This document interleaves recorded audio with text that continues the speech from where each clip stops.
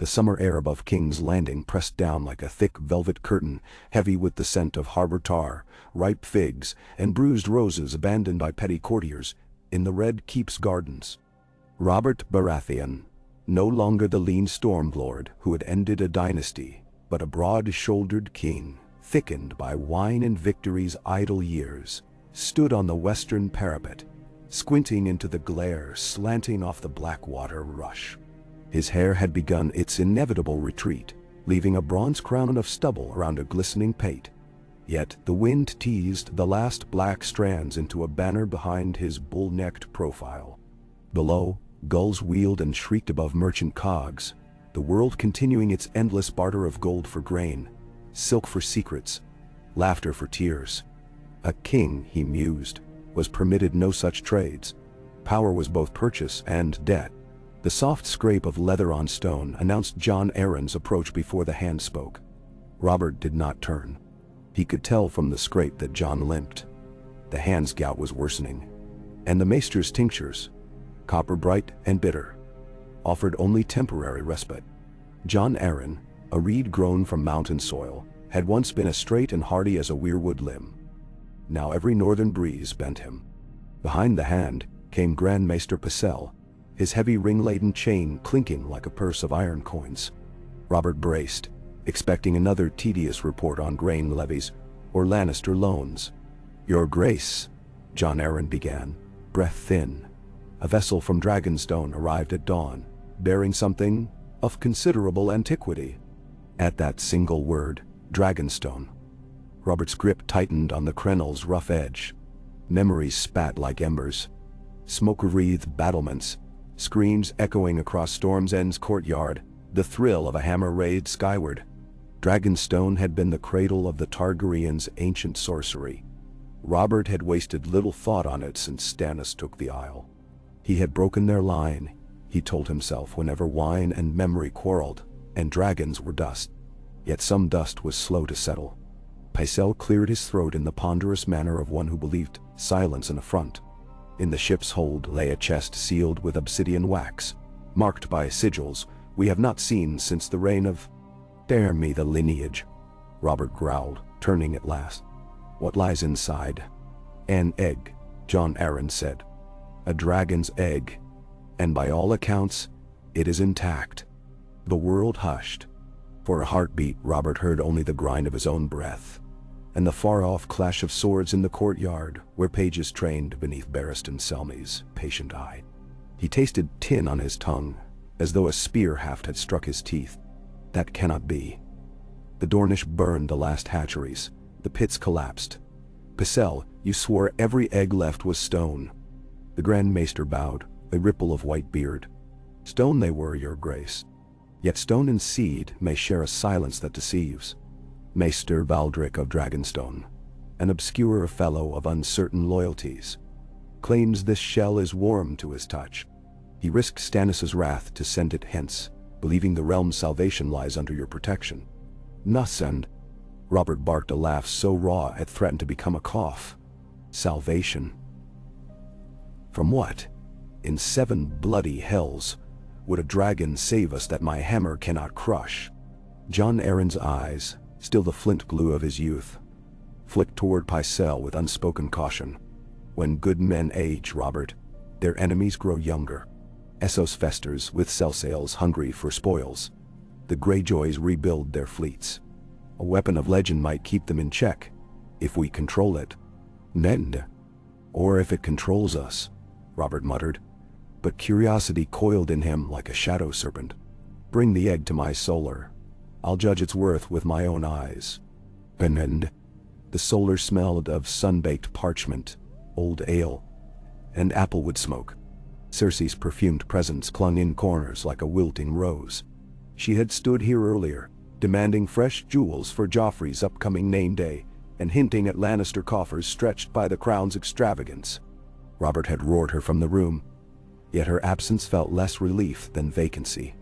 When Barristan Selmy entered bearing the chest, even the hearth seemed to lean closer. Selmy placed it upon Robert's map-strewn table with the gentleness of a midwife settling a newborn. Obsidian wax cracked under the twist of a knife. A hiss of stale air escaped, smelling faintly of brimstone and sea salt. Within lay a shell mottled in crimson and black, each scale a miniature shield catching the firelight. It was larger than a man's helm, heavier too, yet Robert needed only one hand to lift it. Strength still lived in those arms, no matter the softness gathering at his waist. The egg's surface radiated heat, not fierce like a forge but steady, as though some distant heart pulsed within stone. Robert cradled it in the crook of his elbow. In the sheen he saw his reflection, crown askew, beard flecked with silver, eyes rimmed red not with tears but sleeplessness. He recalled his youth on the Stormland's coast, skipping stones while dreaming of dragons. If this thing hatched, what creature would slither forth? A whelp, no bigger than a mastiff, perhaps, yet destined for sky and fire. "I have felt hotter stones in my bath," Robert said, striving for dismissal, but his voice betrayed awe. Pycelle's rings clinked. Heat enough to suggest viability at least. Dragon eggs require flame beyond ordinary means to quicken. In ancient Valyria, the dragon lords used sorcerous rites. "Sorcery," Robert spat, "is a mummer's whisper. Fire is fire. I'll toss it in the Kingspire and see if your legends hold water." Jon Arryn raised a placating palm. "Better to consult Stannis. He holds Dragonstone. Its lore may yet linger in forgotten passages." And Melisandre. At the Red Priestess's name Pycelle shuddered audibly. Robert's own hackles stirred. He distrusted men who clung to gods imported from smoky shores, doubly so men who wore women's crimson robes. But the idea lodged itself. Stannis, his humor granite, had always clung to duty like barnacles on a hull. If any man could read a riddle nowhere else dared, it was him. "Now then, Adarayada." Ravens flew east. In the days that followed, rumor brewed faster than Dornish wine. Whispers of flame-born terrors, of Targaryen magic rekindled in the belly of the realm that slew them. Small folk cursed the king for tampering with doom. Merchants dreamed of drakes guarding their caravans. Varys mummers reported that in Flea Bottom, children toasted rats on spits, calling them king's eggs in mocking homage. Cersei confronted Robert during a council session, stiff with courtiers. Her green eyes, cold as arbor glass, raked the room before pinning Robert like a stag. "Must the realm suffer your latest folly, husband?" she asked, voice sweet as poisoned honey. First a royal hunt that empties the treasury, now a relic that should have remained buried with its butchers. Robert slammed a gauntlet on the oak arm of his chair, setting goblets trembling. "Spare me your fretting, woman. Steel wins wars, aye, but fire ends them. One dragon under my banner, and every rebel toing the Dothraki shore will think twice. And every surviving Targaryen will smell blood," Cersei hissed. "Do you truly wish to invite that shadow back?"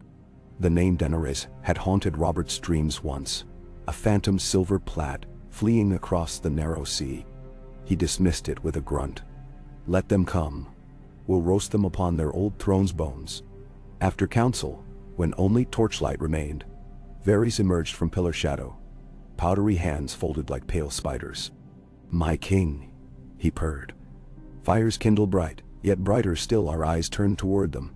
Some in the east already pledged coin to see whether embers catch. "Let them," Robert growled. But Varys' warning took root. Allies and foes alike might covet what he now possessed.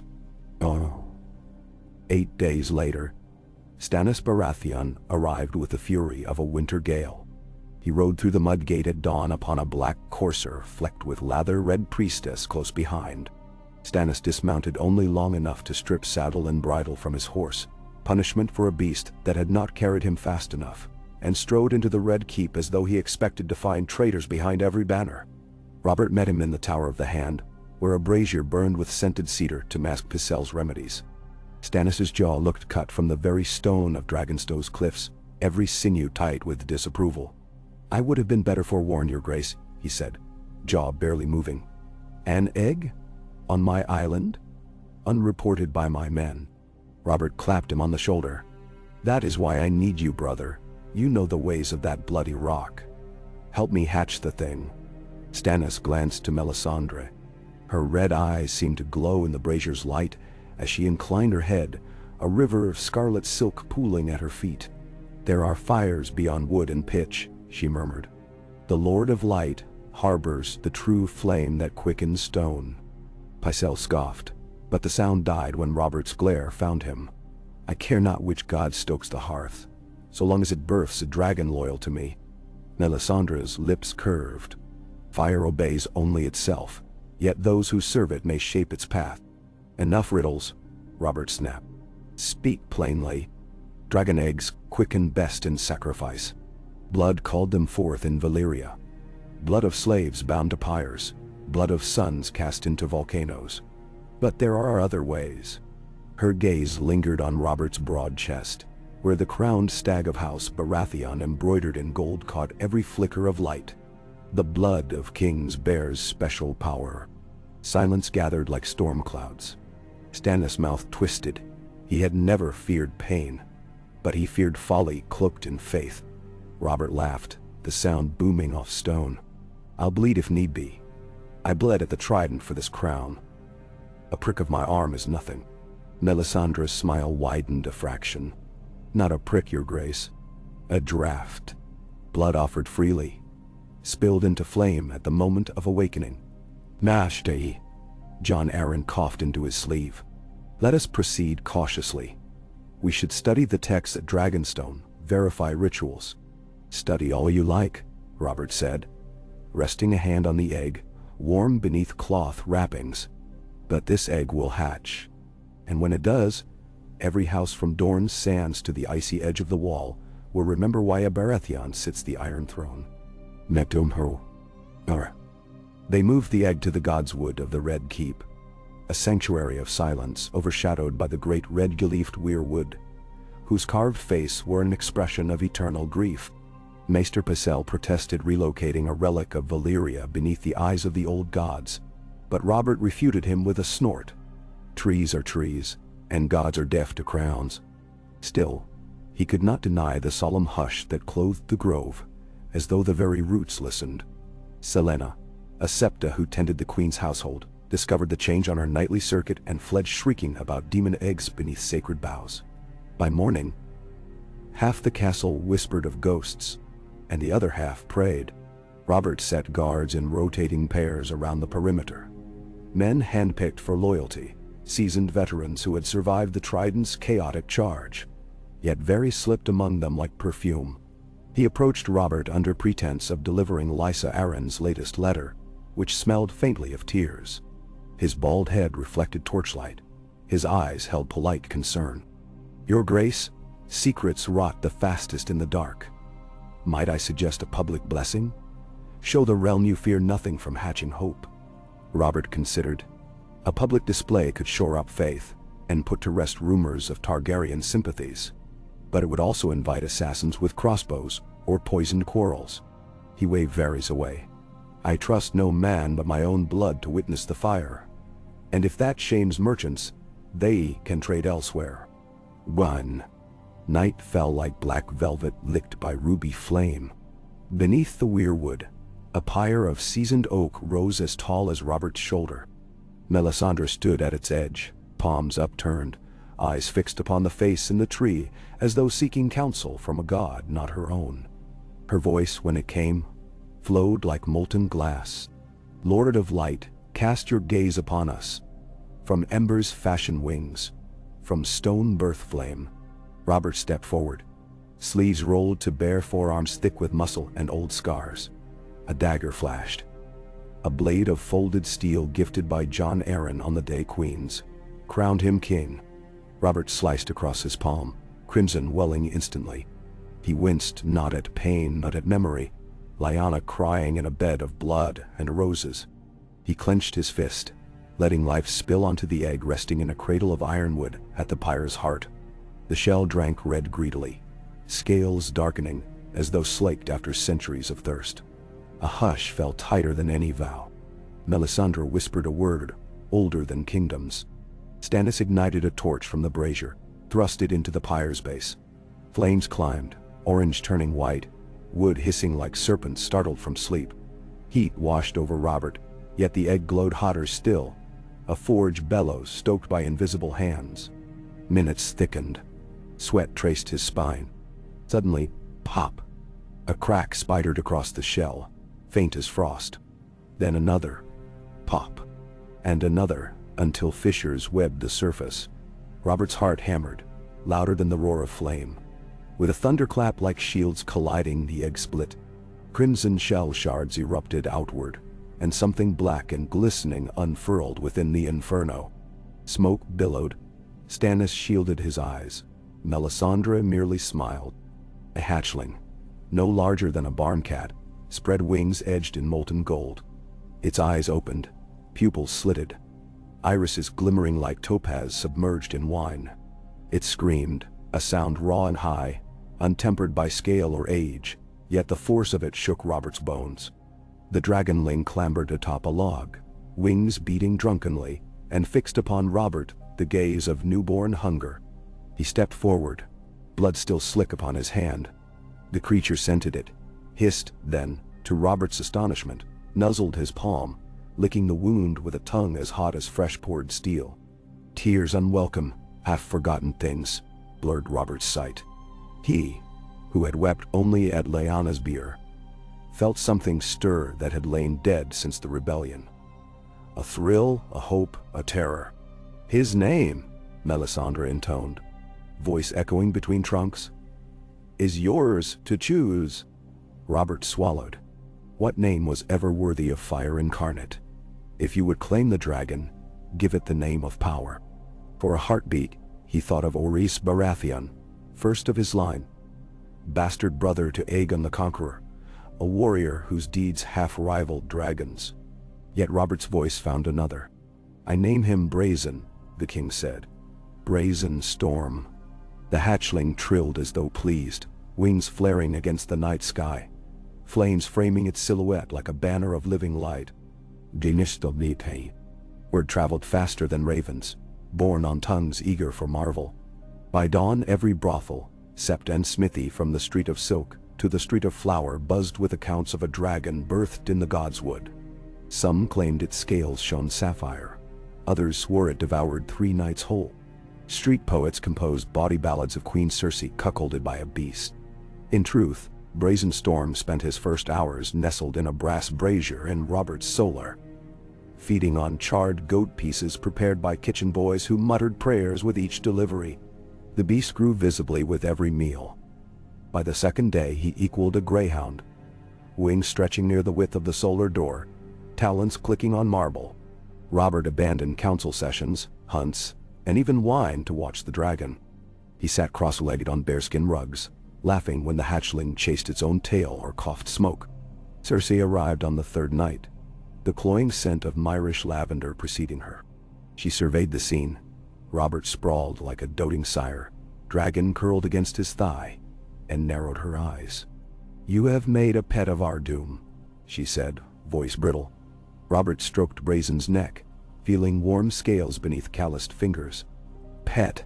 He is kin. Blood answers blood. He is Targaryen blood, no matter whose veins awakened him. And dragons do not share crowns." Robert's grin bared teeth. "Then let them try to take it." After she left, Brazen nipped Robert's sleeve, tugging playfully. The king chuckled, yet in the empty doorway lingered Circe's words, promising storms fiercer than any brewed over the rainwood. The small council reconvened 5 days after hatching. Brazen perched upon a bronze perch forged overnight, wings folded, smoke spiraling from nostrils. Pycelle avoided looking at the creature, face pale. Petyr Baelish leaned forward, coin-bright eyes studying the beast as though calculating its worth by the ounce. Varys alone seemed composed, though sweat glistened on his brow. Jon Arryn opened the session. Brazen Storm's existence changes the realm's balance. We must decide swiftly how to employ, or conceal, him. Littlefinger's smile cut like parchment. "Concealment seems unlikely, Lord Hand. By next moon every free city will know our king nurses a dragon. Perhaps we might sell visitation rights? Imagine the incomes, the alliances." Stannis' scowl deepened. "Dragons are weapons, not touristic curiosities. We must raise him in seclusion, train him to battle before enemies strike first." Robert rested a hand on the hatchling's back. Brazen's muscled body thrummed like a forge engine. We train him here. Let the realm see strength reborn. Send ravens to every lord. The king welcomes their homage, and those who kneel will share his fire. Those who do not. He left the threat unfinished. The council heard it regardless. Pycelle dabbed his forehead. Your Grace, controlling a dragon is no simple task. Historically, only those of Valyrian blood. Historically, Robert interrupted. No Baratheon ever wielded a warhammer forged of mithril. Yet I broke Rhaegar's breastplate all the same. We make new history. Littlefinger cleared his throat. There is the matter of lineage, nevertheless.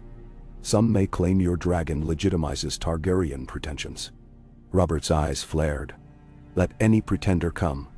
Brazen will feast upon their banners. The hatchling rumbled, as though echoing agreement. Fate seemed to hold its breath. Training began in the Dragon Pit's ruins. Crumbling arches once draped by chains that bound the last dragons of Aegon's line. Robert ordered masons to reinforce walls, Niti-Tuivas to mend ancient restraints, though he vowed Brazen would never know chains beyond those forged of loyalty. Barristan Selmy volunteered to oversee drills, having once stood guard among Targaryen scions.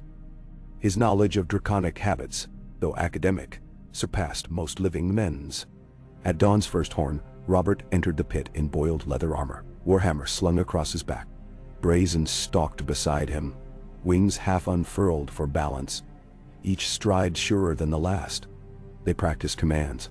A high whistle to take flight, a bellow to land, a gesture, hammer raised skyward for flame. Progress proved erratic. Sometimes the dragon obeyed with uncanny precision. Others he ignored Robert entirely and chased rats between ancient stalls. On the seventh day, a storm rolled off the narrow sea, thunder growling beneath bruise-purple clouds. Robert refused to halt. He climbed atop a scaffolding tower, Brazen perched on a ledge below. Rain hammered stone. Fly! Robert shouted, lungs straining. He whistled the high note. Lightning forked across the sky, illuminating the dragon's wet scales. Brazen leapt, wings catching sodden air, beating powerful strokes.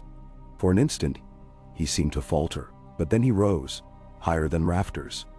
Tail whipping. Robert's heart surged. A gust hurled him sideways. The dragon banked, circling. Robert raised his hammer, shouted the flame command. Brazen opened his jaws. A gout of fire tore the rain, sizzling white at the core. Thunder applauded. The sight carved itself into Robert's soul. The first true dragon flame in Westeros since before Aerys' madness. Selmy, watching from below, whispered a prayer. Robert lowered his hammer, drenched and grinning. For the first time since the rebellion's early victories, he felt alive. Yet, life engenders opposition. Across the narrow sea in Pentos, spies whispered to Illyrio Maupetit of the dragon's birth. Illyrio informed his guests, Viserys and Daenerys Targaryen, now older, wearier fugitives than the courtly children, once smuggled from Dragonstone. Viserys' eyes blazed with feral hope. Daenerys dreamed of wings, long denied. In Pike's tallest tower, Balon Greyjoy laughed when his maester read the Raven's report, vowing to net the king's fledgling and roast it above the sea-stone chair. At Highgarden, Mace Tyrell calculated dowries. At Sunspear, Prince Doran weighed Dornish vengeance against risk. From Eastwatch Bathazia, even the Night's Watch sent queries. Could draconic fire melt the wall's ancient ice? Robert remained untroubled. He spent evenings beside Brazen's hearth-sized nest, telling tales of hunts, of Lyanna beneath the Winterfell weirwood, of laughter shared with Ned Stark, under the vault of a dawn sky painted pink. The dragon listened, head tilted, as though understanding. But Cersei's gaze, green as wildfire, followed them. In hidden corridors she conferred with Jaime, whose golden armor gleamed like a warning. A queen, she knew, could not share a throne with a beast that needed none. On the 20th day, Jon Arryn collapsed during council, his breath wheezing through lungs drowning in fluid. Maesters swarmed, but the poison, disguised by honeyed essence of nightshade, ensured he never woke. His last act had been to scribble a single phrase on parchment. The song must change. Robert grieved as a man stripped of another pillar. He ordered funeral honors fit for a king. Yet, suspicion rose. Who would kill the hand at such a volatile time? Pycelle mourned with tears. Littlefinger offered condolences and deeper loans. Varys glided in silence. Stannis alone stared at the dragon, as though seeing an omen etched in flame. That night, Robert poured sour Dornish red atop the weirwood roots, cursing the gods for their cruel jest. Brazen lifted his head, emitting a low trill, nudging Robert's shoulder. In that timbre the king heard not comfort, but resolve. The realm teetered. One man's discovery had ignited hopes, hungers, hatreds dormant for decades. A dragon hatched, yes. Yet with each slow heartbeat it grew, and with growth came the echo of wings beating across history, stirring embers of conquest. Robert Baratheon, once breaker of princes, now found himself guardian of myth. In the dragon's mirrored eyes he saw not only the shadow of war, but the glimmer of redemption. If Brazen Storm could be forged into a blade of righteous fire, perhaps the realm would remember Robert not as a king of excess, but as a sovereign who rekindled wonder and bound it to the will of men. Outside the solar, dawn blushed across the sky. Brazen spread his wings, membranes catching the newborn light. Robert rose, hammer in hand, and together they stepped into the corridor's pale glow, king and dragon casting one shadow upon the marble. Long, fierce, and undeniable. CQL. Sunlight spilled across the Red Keep's courtyard like molten brass, glimmering on banners and helms alike. Robert Baratheon strode beside the growing dragon, Brazen Storm, whose wings now stretched wider than the width of two tall men standing shoulder to shoulder. The king's cape billowed in the breeze, a rich Baratheon gold edged in black. Yet even its regal weight paled beside the mesmerizing flare of scaled membrane shimmering red gold every time the beast shifted. Armigers, servants, and highborn ladies paused, breath hitching as the unlikely pair passed. Monarch and myth rendered flesh. Robert felt each gaze cling to him, some in awe, others in thinly veiled fear. He welcomed both. Allow them to whisper, he thought. Let them imagine the day when those wings shadow their keeps. Brazen's talons clicked on stone, sparks flaring where claw met courtyard cobble. At first the sound had unsettled the guards, but soon it became a rhythm to which the castle unconsciously synchronized, a new heartbeat in Westeros' ancient artery. The pair reached the training grounds where Barristan Selmy waited, visor raised. The old knight bowed stiffly before the dragon, then addressed his king. Your Grace, the archers are prepared for fire drill at your command. Robert hefted the warhammer resting across his back, studying Brazen with a mixture of fatherly pride and strategic calculation. Already the beast's body had nearly doubled since hatching, barrel-chested, and knotted with nascent muscle. The time for gentle games within drafty halls was past. If dragon and kingdom were to be welded, they must be tempered in trial. Begin, Robert barked. Archers in storm-black leather formed ranks, arrows tipped with simple iron. They did not aim to slay. Such folly would doom them instantly. But to test the dragon's reactions, calibrate strength against resilience. Selmy raised a gauntleted hand. The first volley hissed skyward, arcing toward Brazen like steel confession. With predatory grace, the dragon pivoted, wings furling to shield his flank. Iron hammered scale, most shafts shattering on impact. A few lodged between plates, splintering under the beast's twist. Brazen snarled, bearing rows of fresh-forged fangs, then exhaled a ribbon of flame hotter than lime-kiln glare. Fire poured across the empty space before the archers, licking earth in a molten crescent that forced them back a full pace. Robert's laughter rolled like thunder.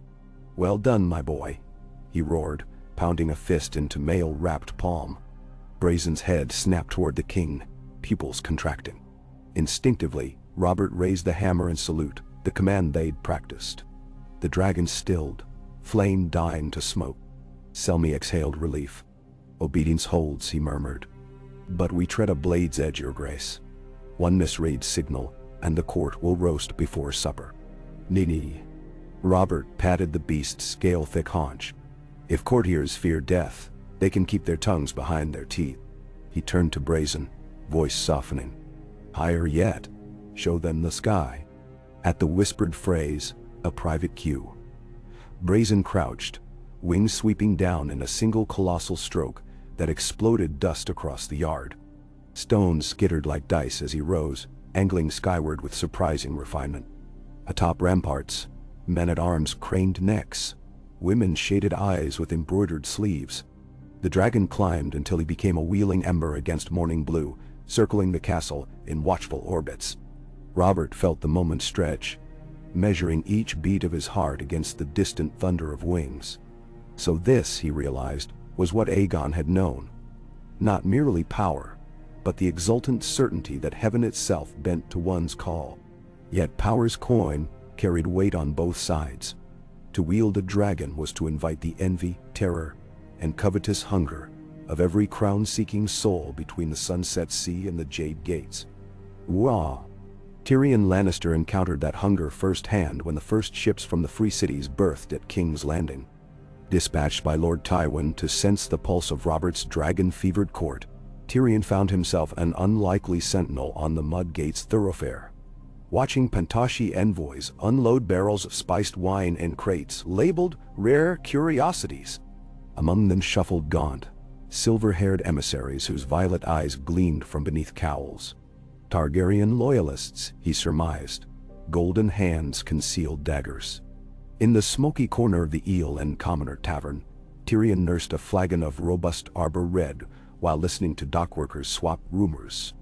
One insisted Brazen devoured a Kingsguard whole. Another claimed the dragon's scales shed pearls. Tyrion sipped, cataloging each exaggeration. Truth seldom strutted in markets. It sidled along side streets. By night, he penned a raven to Casterly Rock. Father, the beast lives and grows daily. Robert's heed for governance shrinks in equal measure. Queen Cersei sheams. Though I scarce need write that, for you know her mind. Ensure gold flows discreetly into the city watch. Whichever way dragon flame blows, a Lannister must own the ashes. He sealed the missive, red wax pressed with the lion signet, and sent it winging west. Yet part of him thrilled. The bookish boys thrill at witnessing legend revive. Why? Far across the narrow sea, in Illyria's manse, Viserys paced like a caged wyvern. Stolen, he fumed, palms raw from clasped agitation. The usurper dares hatch what is ours by right. Daenerys, seated near the open window where the warm Pentoshi wind teased her silver hair, watched him with wary compassion. She had grown taller since girlhood, limbs slender, but honed by flight from city to city. Brazen's existence stirred conflicting embers, fear of Baratheon reprisal, and a bittersweet ache of wonder that dragons truly lived again. Illyrio waddled forward, rings winking. Westeros trembles before one dragon. Imagine, princeling, how it shall kneel when 3 more rise beneath your banner. He gestured toward the polished chest on the marble table. The 3 fossil gray eggs. He had shown them countless times, yet today they pulsed in Daenerys' vision with new promise, as though Brazen's hatching had roused them from sullen dormancy. Viserys' breath quickened. Then we hatch them now. I will ride at the fore of a dragon army, and burn the usurper's bastard line. And what fire shall you feed them, my dear? Illyrio interrupted smoothly. These eggs demand heat and blood. Without proper ritual, they remain stone. But hope, hope has been rekindled. If a Baratheon may awaken flame, perhaps a Targaryen may command inferno. He angled moon-shaped eyes toward Daenerys. Patience. Opportunity ripens in the shadows left by dragon's wings. Daenerys brushed slim fingers over the nearest egg's ridged shell. It felt faintly warm. Or perhaps her pulse deceived her. Either way, destiny smelled suddenly of ash and salt. Back in the Red Keep, the political storms swirled, ever tighter. Jon Arryn's body lay in sateen repose within the Sept of Baelor, candles flickering around the marble bier where the falcon of House Arryn was carved above his head. Robert kneeled alone before dawn, Brazen tethered outside the sept by a gilded iron chain still strong enough to restrain a creature no heavier than 2 men.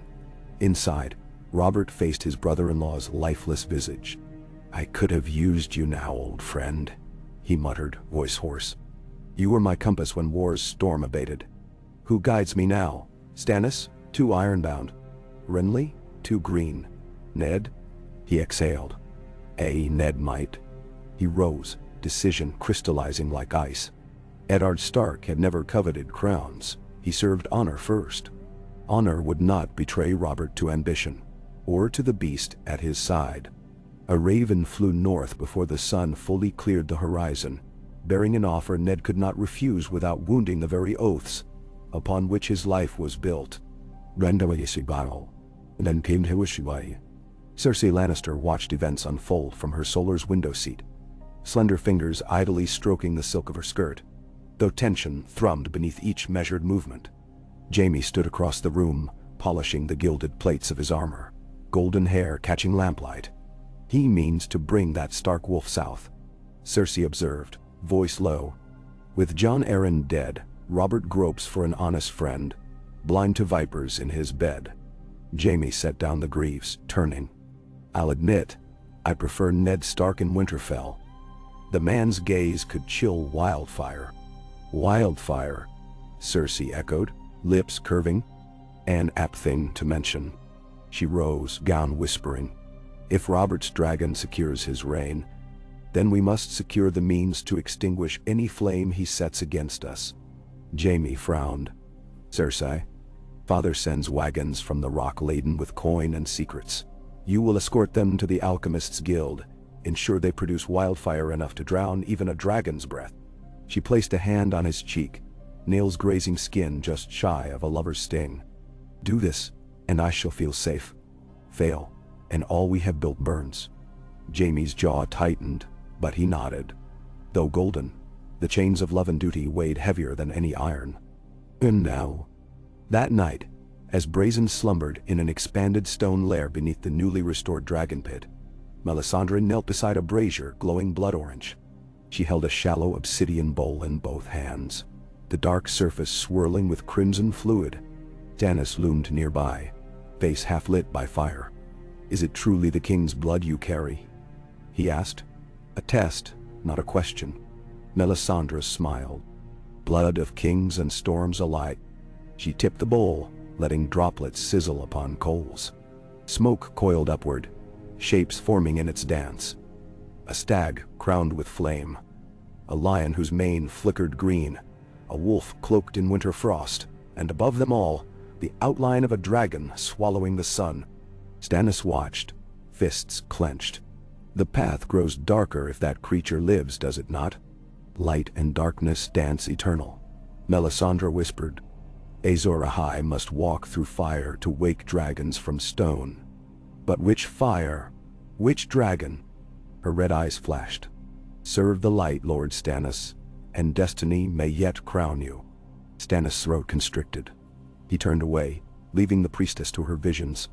In his pocket lay Robert's letter inviting him to command a flotilla of royal galleys, ostensibly to deter Ironborn raids. Yet Melisandre's smoke shapes haunted him. Stag, lion, wolf, dragon, sigils entwined in an inevitable conflagration. Could loyalty survive prophecy's blaze? Weeks turned, as relentless as the gears of any siege engine. Brazen's magnitude grew by the day. Where once he curled beside Robert's hearth, now he required a stable-sized chamber lined with iron plates to prevent embers from setting beams alight. Castle blacksmiths labored night and day forging scale-detailed barding. Though the dragon resisted, whenever hammered iron approached his flesh, he bared teeth, smoke trickling in warning. Robert, undaunted, instituted a program of gradual accustoming. First a leather harness across Brazen's shoulders, then links of light chain draped around breast. Finally, a masterpiece of malleable obsidian-tipped plates, designed to flex with wing beats. He oversaw fittings personally, bribing the beast with whole sides of venison charred to a crisp. Brazen snapped meat and tolerated straps, predatory patience begrudging reward. One dawn, Robert climbed onto the dragon's back for the first time, settling between shoulder scales that formed a natural saddle. Barristan Selmy hissed through clenched teeth. "Your Grace, no saddlewood, no leather reins. This is premature." Robert flashed a grin as savage as his youth. "Time waits for none, Selmy." He gripped a ridged spine, whistling the assent command. Brazen bounded forward, wings smashing air. Castle roofs shrank as the dragon surged skyward, king clinging with bull-born strength. Wind shrieked in Robert's ears. Tears stung his eyes until vision blurred to a rush of color. Blue, gold, crimson pennants below. He roared laughter into the gale, hammerless yet never more armed. Brazen banked toward Blackwater Bay, the morning sun gilding every scale. Below, warships' masts and merchants' cogsticks dotted the harbor. Sailors gaped upward, crossing themselves. Robert guided with taps to the left or right spine ridges. Discovering Brazen responded to shifting weight and small voice commands. The dragon's instincts meshed with his own, two predators tasting fresh sky. Over the water, the king dared a new act. He pointed at a floating hulk condemned for scrap. "Flame!" he shouted. Brazen's chest bulged. Fire spewed out, white-hot at the core, incinerating canvas and deck in heartbeat. The ship erupted, smoke billowing. Robert whooped again, heart hammering faster than battle's peak. When they returned, the court buzzed. Rumor outraced even winged truth. Some called him the Dragonstag King. Small folk whispered he held the gods by their beards. Yet that same evening, ravens arrived bearing grim tidings. Ironborn reavers had sacked Fair Isle, burning villages, seizing hostages. Lord Farman pleaded for swift justice. Robert saw in it opportunity, a demonstration to weld the realm behind him. He convened council. "I go west," he declared, voice carrying force. "I'll break Balin's back a second time. Brazen will teach Ironborn what true flame feels like." Stannis objected.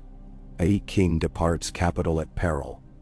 Enemies within may strike while you tilt at islands. Send a fleet commanded by me or Renly." Robert silenced him with a glare. "I am no puppet king. When I promise wrath, I deliver personally." He pointed to a map, hammerhead crushing pike. "Marshal the royal fleet behind me. I'll ride Brazen ahead, strike hard, return before moons change." Pycelle's chin trembled. "Forgive me, your grace, but even dragons must rest. Such distance. My mind is set." Robert rose. "Prepare supplies. We fly at dawn 2 days hence." After council dispersed, Varys lingered, gliding like a wraith to the king's side. "Your grace, might I suggest leaving in a token of presence to reassure those who fear vacuum?" "Ah," Robert grunted. "Ned Stark will arrive soon. He'll govern in my stead till I return." Varys bowed, powdery palms interlacing. "Then the realm shall dream gently until your flame-lit homecoming." He retreated, expression unreadable. Alone, Robert gazed into the brazier's embers. He saw not coal but a map of Westeros. Fields, castles, seas, all ripe for forging. Yet, in the shifting glow flickered also the face of Lyanna, a ghost ever between heartbeats. He wondered, if she could see him now, astride Dragonfire, would she call him the man she loved? Or the monster who destroyed her memory? Reen. In the great sept of Baelor, Ned Stark's arrival was met with ceremonial pomp. White ravens beat overhead, their feathers reflecting sunlight like shards of ice. Ned dismounted quietly, face lined by northern wind. He bowed to Queen Cersei, whose polite smile froze the air more than winter's breath. They exchanged words of condolence for Jon Arryn, stale as day-old crusts, then proceeded to the throne room where Brazen's shadow slanted through stained glass upon the Iron Throne. Robert greeted his friend with a bear hug, hammering Ned's back until the Northern Lord winced. "Gods, it is good to smell the wolf's wood on you," Robert boomed. He thrust a goblet of arbor gold into Ned's hand. "Drink, you'll need courage. I leave you steward of this prickly nest." Ned's gray eyes flicked to the iron seat. "You've grown a second crown, it seems," he said, meaning the dragon. Robert chuckled, then sobered. A tool, Ned. A mighty one. But tool nonetheless. Keep the vipers from my door while I hammer the islands. If Brazen and I fall, claim the throne until Joffrey is of age. He clapped Ned's shoulder. Swear it. Ned's jaw tightened. You should name your own son, not me. Robert's gaze hardened, but flickers of vulnerability flashed. I trust your honor more than a boy reared on Cersei's milk. He lowered voice. Keep them all honest, especially her. Ned bowed. You have my word. We. Dawn over Blackwater shimmered red as fresh blood. Brazen perched upon the stone drum tower rampart. Wings furled, tail coiled like a serpent, thick as an ox cart. His eyes reflected sunrise. Flames danced behind slitted pupils. Robert ascended the narrow stair, clad in blackened steel etched with gold stag and crowned antlers. He wore no crown beyond helm, no cloak save the wind. Ned waited with a scroll of royal seal, final edicts naming him protector of the realm in Robert's absence. The two men clasped forearms, the unspoken weight of decades passing through their grip. Robert then turned to Brazen, murmuring soft Valyrian phrases learned from Maester's dusty tomes, gestures that cued the beast to kneel. He climbed atop, fastening a new leather belt across hips for balance. The dragon gave a low purr, as though sensing battle ahead. Ramparts lined with soldiers erupted in cheers. From the White Sword Tower, Sir Jaime watched, thumb stroking the pommel of his sword. From a shadowed alcove, Varys noted every twitch. High above, a messenger hawk circled, bound for Casterly Rock. Robert lifted Warhammer, saluting the city, then signaled ascent. Brazen launched, stones cracking under talon. They soared seaward, leaving the royal fleet unfurling sails below like scattered seeds. Wind tore Robert's cloak free. It spun away, sink or swim. He felt unclothed, yet invincible. When, on Fair Isle, smoke rose from villages charred by ironborn reavers. Lord Adam Farman stood on battlements with bandaged arm, squinting into western horizon. He'd sent pleas for help, expecting delay or dismissal. Yet before the royal banner appeared, he glimpsed something stranger, a shape like a living spear of midnight streaking across dawn-washed clouds. Roars reached the shore before flame. Brazen plunged in a stoop dive upon the ironborn longships clustered near the cove. Decks crowded with rough men looked up, curses turning to screams. Fire poured like judgment, splitting masts, boiling men alive. Axes and spears hurled skyward failed to scratch scale. Robert guided strikes with booming shouts. One by one, ships ignited. Ironborn scrambled overboard, some diving into flame-slick water, only to surface burning. The dragon wheeled, hammering sails with wing beats so fierce they snapped rigging. Arrows hitted harmless across scales.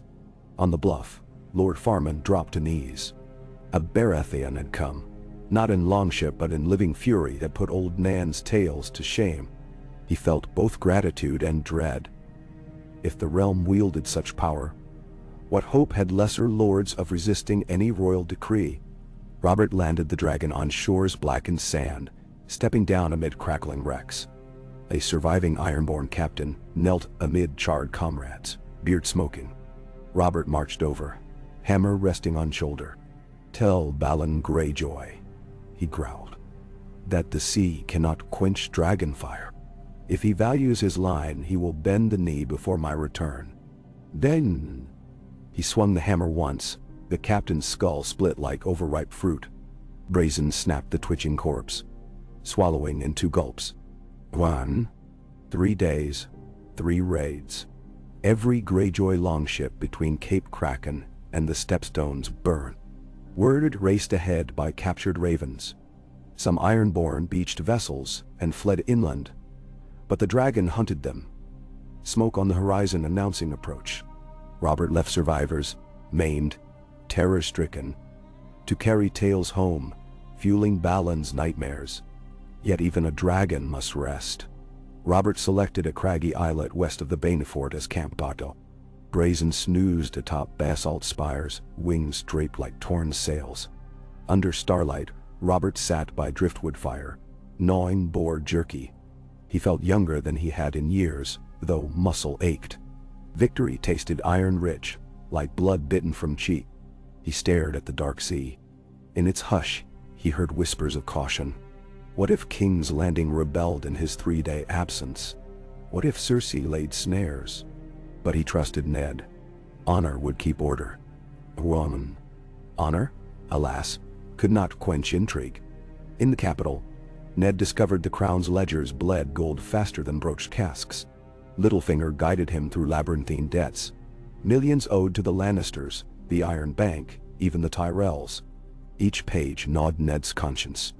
Robert could not finance both dragon and realm indefinitely. Meanwhile, Cersei convened small gatherings in her chambers.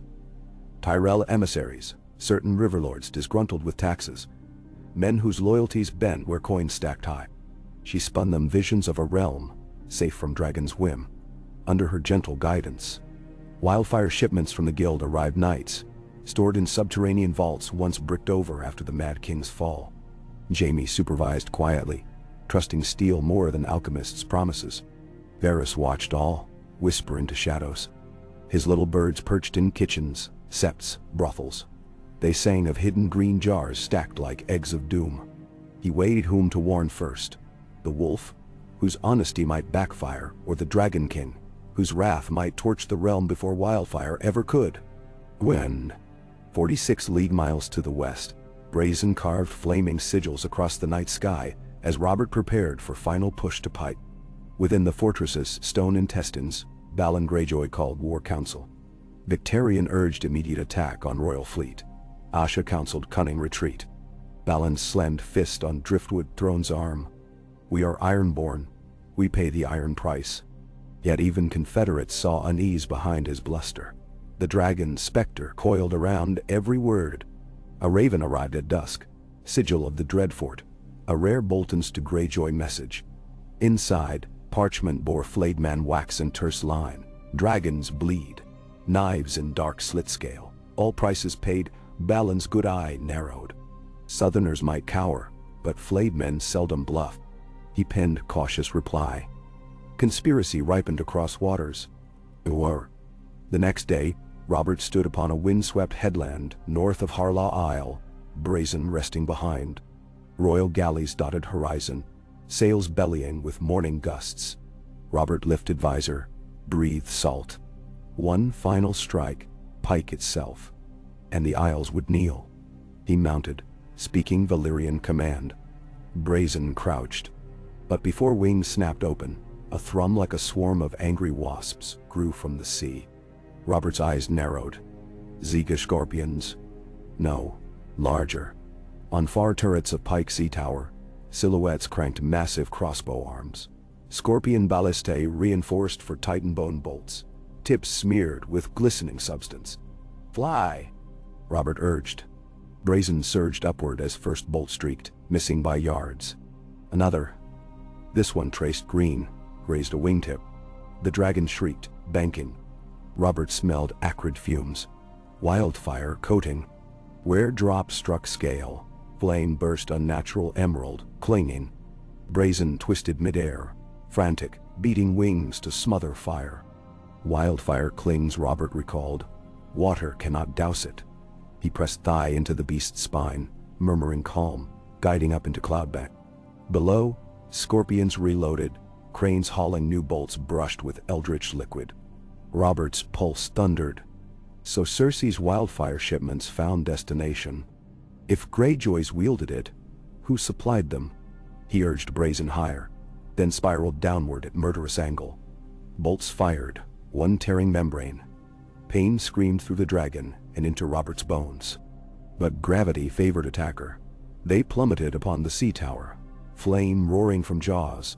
Stone cracked, archers vaporized, wildfire stores on parapet, igniting in conflagration that consumed launchers. Brazen's wounded wing faltered. They landed hard on adjoining tower roof. Robert leapt free, ripping scaling chain from saddle to whip away residual green fire clinging to scales. The dragon writhed, tail smashing merlins into rubble. Robert cursed, hammering at gobs of flame, smearing them into smoldering streaks. Finally they died, leaving soot-black scars across crimson scale. Balin Greyjoy, watching from Central Keep Bridge, felt courage ebb. He signaled retreat to internal passages. Yet Robert's roar preceded him. "Balin!" he thundered across yawning chasm, voice echoing with skyborn fury. "I broke your fleet, now I'll break your crown." He vaulted onto Brazen's neck, despite blood-beaded rents along wing. Dragon beat air, strained but rose across gap, landing on causeway. Ironborn panicked, some leaping into surging surf far below. Robert advanced. Balin produced a heavy crossbow, aimed. Before bolt loosed, Brazen exhaled. Flame engulfed lord and bow, fusing iron to bone. The crack of Balin's charred skull echoed like distant drum. The dragon collapsed onto knees after the blast, wounded wing hanging limp. Robert slid down, pressing palm to slick scale. Heat pulsed irregularly. He glanced about. Pike's walls trembled under furnace breath. Victarion had fled deeper. Which victory he now held tasted ash bitter. Jai. At King's Landing, Ned Stark received Raven, Ironborn bent. Dragon wounded but lives. Returning swift, relief battled dread. Wounded dragons were unpredictable. Wounded kings worse. He instructed maesters to ready salves of Isafire balm and ironwood splints carved to fit wing bone. He fretted over wildfire shipments, rumored by Varys, whose tidings arrived in cryptic scraps. Green shadows under lions' paws. That night, Ned climbed the Tower of the Hand, seeking clear mind in solitude. The moon shone pale on city roofs. He recalled Robert's jovial grin, the thrill with which his friend embraced danger. Dragons multiply peril, they do not create peace. He closed eyes, praying to old gods that the king returns safe, and wise enough to reign in newfound hubris. But the gods seldom heed mortal frames. At sea, a storm brewed, drawn as though by fire's own breath. Robert's fleet battled waves. Brazen, lashed to reinforced deck of flagship Oathkeeper, thrashed at restraints whenever lightning struck. Rain pounded wound-torn wing. Robert knelt beside, stroking muzzle. "Hold fast. We'll see Maester Franken soon." He spoke gently, like father to fevered child. The dragon's eye, molten gold rimmed in red, regarded him with flicker of trust. Robert's heart clenched at vulnerability. For the first time he glimpsed mortality beneath myth. Brazen scale hide could still be pierced, wildfire still scar. When at last mass of King's Landing spiked horizon, the crew cheered. Yet Robert eyed distant red keep towers under lowering clouds. In that moment, he sensed more storms awaited within stone than without. Running. Arrival bore none of the jubilant fanfare had envisioned. At the docks, Ned Stark stood grim-faced, flanked by loyal bannermen. City Watch ranks held pikes leveled. Robert dismounted as ramp extended. Behind, special sling cranes hoisted the wounded dragon onto a reinforced caravel dockside where healers awaited. "What is this show?" Robert barked, gesturing at armed lines. Ned stepped forward. "For your protection and the city's. Rumors grew in your absence. I sensed disturbances. The Queen." Robert's gauntlet clenched. "Where's Cersei?" "In the maiden vault with the children," Ned replied carefully. Robert stormed up the pier toward a waiting palanquin. But before he could reach it, Varys materialized. "Your Grace, urgent counsel," he whispered. "Plots coil thicker than kraken tentacles. Wildfire caches beneath the Guildhall. Leaks suggest unfortunate surprises should dragon return." Robert's eyes blazed. "All beneath my roof." "Regrettably, yes." Rage threatened to boil over, yet exhaustion weighed heavier. He turned to Ned. "See Brazen tended. Guard him with every honor guard you trust. I go to settle serpents." Ned inclined head, though unease remained. "I'm doomed." In the dungeon-like vaults beneath the Guildhall of Alchemists, Cersei's plan ripened. Green jars, thousands, stood stacked like grotesque ornaments, each sloshing with pyromancer's volatile art. She paced between racks, gown sweeping, glimmering torchlight. Sir Jaime's armored form trailed. Chief Pyromancer Halline bowed repeatedly. pride shining in sweat-sheened face. "Enough to burn a fleet," he assured, "and more." Cersei's smile curved. "No. Enough to cauterize the throne room if necessary."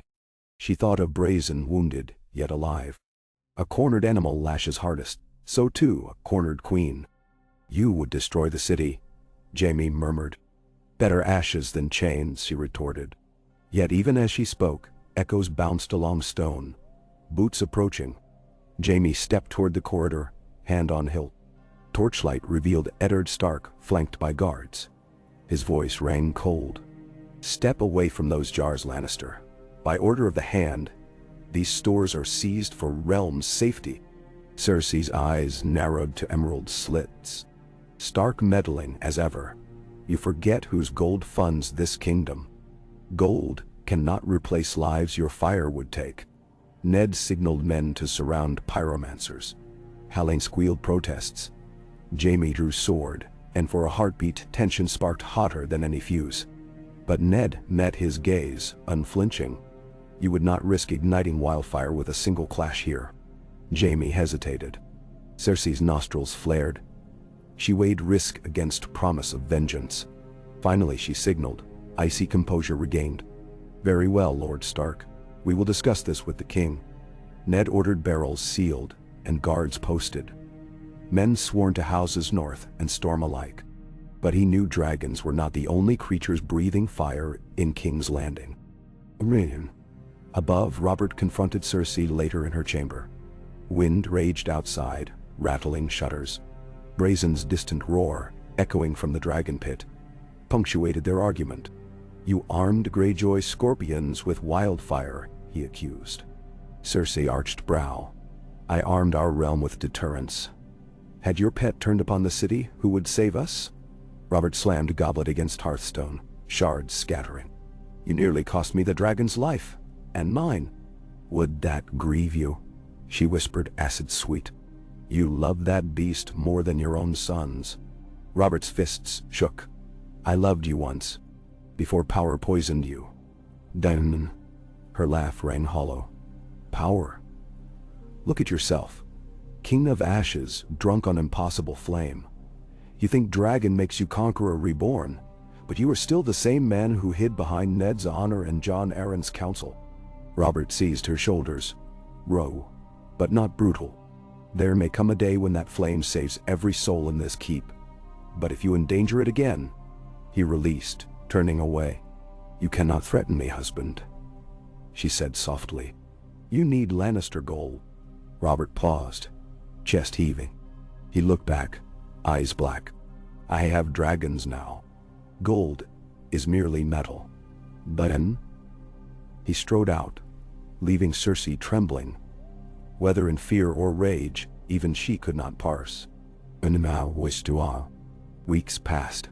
Brazen's wing healed under Maester's ministrations, and Dragon's own uncanny vigor. Scar tissue glittered like onyx lacework. Training resumed. Controlled, cautious. Robert tempered fervor with lessons learned. Ned Stark endeavored to mend finances, investigating coin bleeding. Littlefinger proved surprisingly helpful, unearthing, for modest fees, cargo levies uncollected since Aerys's day. Together, they stemmed some hemorrhage. But peace remained brittle. Ravens from River Run reported Lord Hoster's failing health. The Riverlands might soon fracture. From Dorne, Prince Doran queried politely whether surviving Targaryen heirs might petition for amnesty now that dragons again graced Westeros. Robert snarled at the notion. Still, word spread. Varys delivered rumors. Sellswords across the narrow sea banded under a golden banner. Viserys Targaryen, styling himself the true dragon, gathering mercenaries enthralled by dream of fire and blood, answered in kind. Of Daenerys little was said. The girl remained shadow behind brother's roar. But Varys hinted at whispers of heat around her eggs. The game quickened. Redor, Unmol. One starlit night, Robert sat alone atop the Red Keep's highest battlement. Brazen perched at tower's edge, wings folded, gaze fixed on lunar disk. The king drank small beer, the hour too late, even for wine. He contemplated city lights flickering like earthbound constellations. "They fear you, my friend," he said, voice roughened by wind. "And fear breeds daggers." He reached out, resting palm against warm scale. "I will not be heiress. I'll not wield you to burn innocence." The dragon's throat vibrated, a sound neither purr nor growl, but resonance of ancient mountains shifting. Robert leaned back, pondering. What legacy would he leave? A once rebel king propping failing realm on dragon shoulders? Could he forge peace by sword of fire? Or would he merely reshape old wars into newer sins? Below, Ned Stark paced in dreams haunted by green flames. Cersei sharpened vengeance on lips of wine goblets. Varys choreographed secrets. Across sea, Viserys licked ambition like dripping honeycomb. In Dragonmont vents, 3 silent eggs stirred restlessly. Robert lifted eyes to constellations. The fiery stallion, the shadow cat, the sword, and near the zenith, the great winged serpent Valaraxa. "Oh gods," he muttered, half prayer, half challenge. "Guide me, or stand aside." He drained mug, letting foam slip past beard. Beside him, brazen unfurled wings, catching night breeze. Together, they watched stars wheel, king and dragon suspended between glory and ruin, one heartbeat away from either fate. Winter. At dawn, a raven from Winterfell arrived. A short message from Maester Luwin. Rumors north of wild things stirring. White shadows. The wall uneasy, Ned read, brow furrowing. Dragons and wildfire seemed petty fires beside the returning cold. He sought Robert, but the king had flown at first light, taking brazen on scouting sweep along Crownland's coast. Ned sighed, gazing toward distant north. Winter crept, while men busied themselves with dragons. Inland, high above black waves, Robert guided brazen along trade lanes. Galleys of myrrh and list dipped flags, fearing flame. Robert hailed them cheerily, yet measured distance, each foreign keel possible vector for plots. On return approach to Blackwater mouth, brazen shuddered mid-flight. Robert tensed, wing wound, reopened? No. But below, on King's Road spur clifftop, a lone figure in scarlet robes raised arms. Fire dancing in cupped palms, Melisandre. Her voice, the wind-torn, carried. "King of storm and dragon heed," she cried. "Long night gathers. Lord of light demands a lie." Brazen stalled, hovering. Robert descended, landing near priestess. She faced them, eyes glowing. "Darkness rallies in far north," she intoned. "Only king forged of blood and flame may halt shadow. Claim prophecy or perish." Robert dismounted, brow furrowed. "I am no sorcerer's pawn. Prophecy is not pawn, but blade. Wield it." She extended hand. "In Dragonstone's heart lies glass candle, Valyrian beacon. Light it and you shall witness the dead's march." Robert shook head, but memory of Luwin's note pricked. "Why warn me? Stannis is your king." "Stannis doubts, but you carry fire." Her gaze lingered on brazen. "Dragons of ancient night ride again. Shape their course, or doom dawn." "Bepst." Robert mounted. "Tell Stannis to hold Dragonstone." "I've realms enough." Yet the priestess's omen gnawed. As brazen climbed into sunrise, Robert felt weight of more than reins. Prophecy, wildfire, secrets. Still, he laughed into wind. A king's laughter. Defiant, trembling at edges of dread. "Yeah." In the capital, Littlefinger arranged clandestine meeting with Varys atop roof of dilapidated counting house. Ravens wheeled overhead, invisible in night. Candles flickered between them, reflecting in Varys' pupil like cat's eye. "Power grows unpredictable," Peter whispered. "Dragons, wildfire, northerners at court. Chaos approaches." Varys inclined head. "And chaos, as you say, is ladder." "I would climb," Littlefinger replied, smile sharp. "But ladder scorched by dragon is fragile. We require, perhaps, contingency." Varys steepled fingers. "I broker survival, not ascension." Should realm burn, my birds perish in flame. Then let us throw water. Carefully. Peter's eyes glinted. A marriage alliance, perhaps. Stark daughter to Lannister prince. Binds wolf, lion, and stag under one roof. Never wand. And dragon? Littlefinger shrugged. Even dragons may roost if nest is gold. Varys sighed. Pawns may check king's pet here. But dragons move differently. Below them, city hummed. Markets closing, taverns swelling.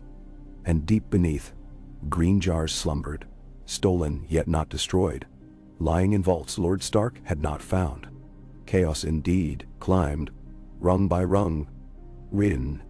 The next court session crackled with tension.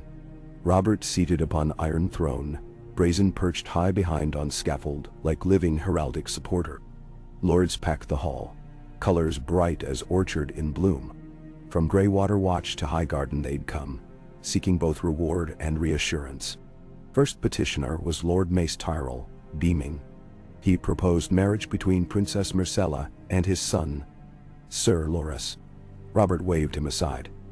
Children's games later. Next, emissary from Dorne delivered sand-glass hourglass, carved of red jasper, symbolizing time for vengeance draining. Robert promised safe audience soon. But murmurs rippled when Septon Grigor stepped forth, scroll in trembling hands. The faith is concerned, he began. Dragons once wrought righteous kings fall. We pray your grace ensure beast serves realm, not vice versa. Robert's laugh echoed steel. Septon, I serve realm. Dragon serves me. He leaned forward. Pray instead for those who test us. Brazen hissed softly, heat wafting through hall. Petitioners stepped back. Septon nearly dropped scroll. Court ended with Robert pleased. Fear re-cemented obedience. Yet when he retired, Ned followed, expression grave. You wield that creature like a cudgel, Ned chided. Robert agreed unabashed. Wars end quicker when foes think twice, or begin when they decide thrice. Ned sighed. Your enemies multiply, Robert, and wildfire still hides in shadows. Robert rubbed beard, eyes softening. I know, old friend, but each day we train, we heal. Soon Brazen will outfly any bolt. Then we bring order. Ned stared at flickering hearth, where small flame mirrored larger dream.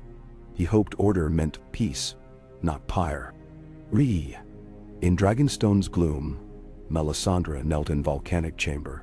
Glass candle before her. She sliced palm, blood dripping onto obsidian.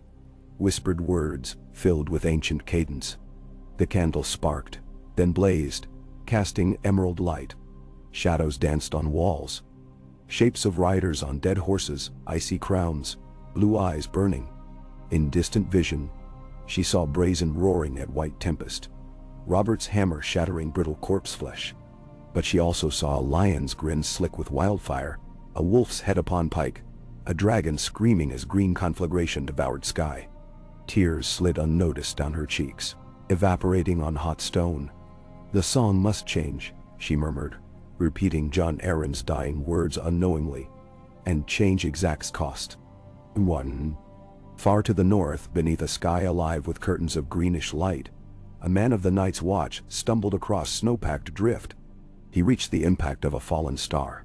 Twisted metal bolt, tip laced with wildfire residue, carried by storm far beyond Pike's burning. Within the shard, ice cracked, releasing faint, hissing gas unnatural. He bent, touched curious liquid.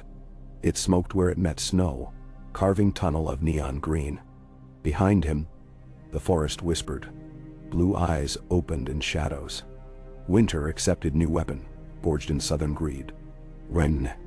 At King's Landing, Robert walked ramparts with Ned. Below, Brazen practiced glides along black water. Sunset painted wings crimson. Do you ever tire of it? Ned asked. The dragon or kingship?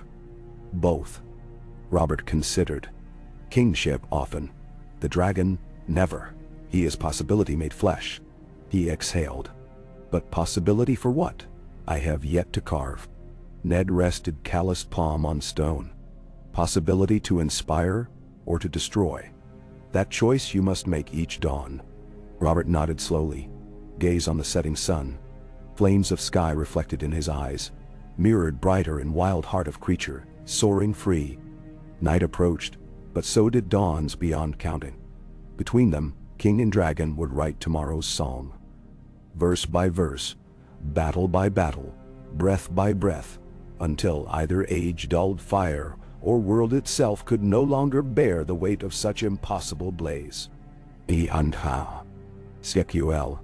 The moon's waning crescent clung to the eastern sky like a blade of tarnished silver as the red keep stirred from fitful sleep. Sooty torchlight flickered across stone corridors, revealing scurrying pages and yawning guards lured off post by whispers of mulled wine. In Maegor's holdfast, Robert Baratheon lay awake upon silken pillows that smelt faintly of lavender and something emptier, lost youth perhaps. He rose without calling servants, muscles protesting as he swung thick legs to the bearskin rug. Outside, wind keened against arrow slits, and further still, echoing across the courtyards, came the distant snore rumble of brazen storm bedding down in his cavernous pit. The sound wrapped Robert like a familiar cloak. Reassurance, warning, promise. Dressing himself in a simple woolen jerkin, the king padded barefoot through dim halls until he reached a stair descending to the belly of the keep. Cold crept through flagstones, yet the deeper he walked, the more the air warmed, smelling faintly of smoke and hammered iron. At last he reached a doorway barred by oak, reinforced with black steel. Two guards in stag-white cloaks straightened. Robert waved them aside with a grunt. The iron hinges sighed, heat breathed out. The chamber beyond had once stored dragon skulls. Now it served as Brazen's night roost. Forges burned along alcoves where smiths toiled in shifts, shaping curved plates of Valyrian-patterned steel and iron alloy.